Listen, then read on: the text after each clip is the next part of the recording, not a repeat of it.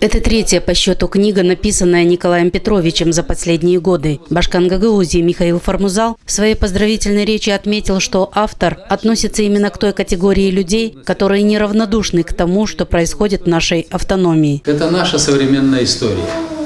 И пусть лучше эта история сегодня будет написана живыми очевидцами этих событий, чтобы потом ее в очередной раз историки переписывали на свой лад. В нашем мире сегодня, где вот эти процессы глобализационные проходят катком по многим малым народам, быть равнодушным малым народам ни одному нельзя быть равнодушным. Все должны быть активны, чтобы сохраниться и выжить в этом сложном мире.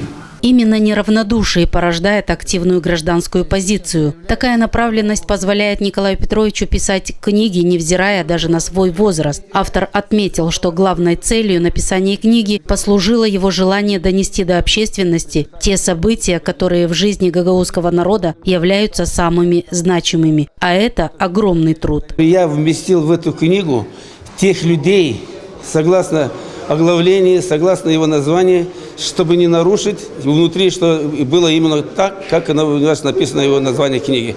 Я делал 4 макета. Это не так просто. Это считайте, что готовая книга 1, 2, 3, а это вот 4. Потому что это те книги, которые я писал, эти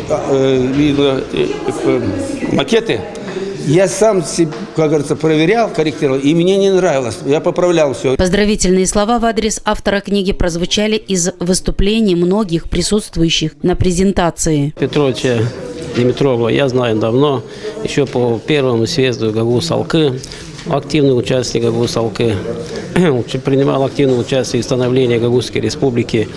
Я думаю, что Николай Петрович сделал большое дело. Выпустил эту книгу. Книга отражает книги все страницы истории гагаузского народа. Автору книги «Съезды гагаузского народа. Депутаты всех уровней, депутаты всех созывов Народного собрания Гагаузии» участники презентации пожелали крепкого здоровья и написания новых книг.